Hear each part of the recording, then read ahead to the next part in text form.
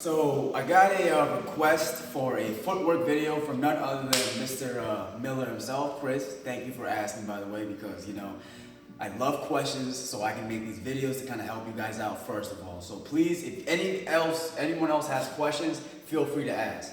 But let's go on to the subject of footwork, all right?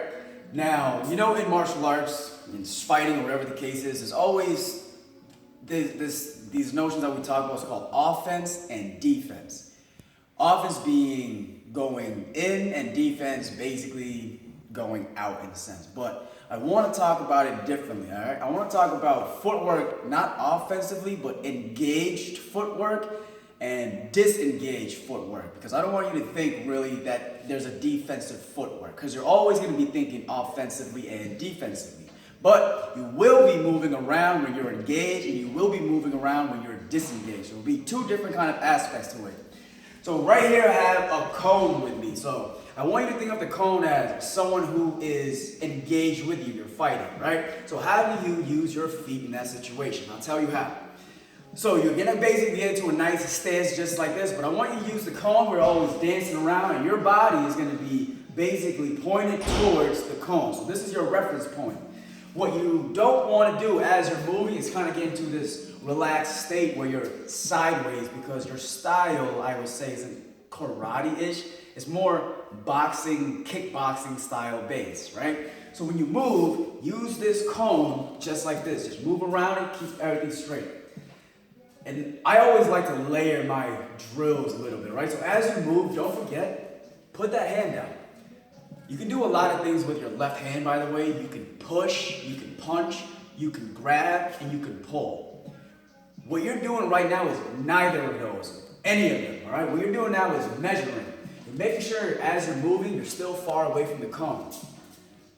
And then when I mean far away, at least you know what your distance is, right? You're measuring. So as you move, right, just do this.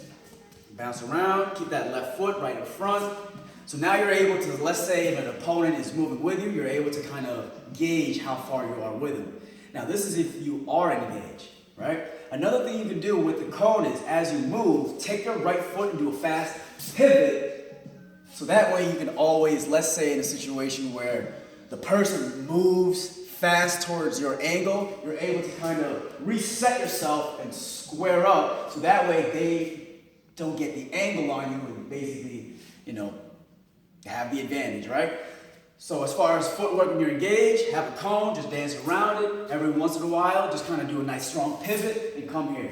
If you can get to the point where you can pivot 180, that's going to be a good place for you, right?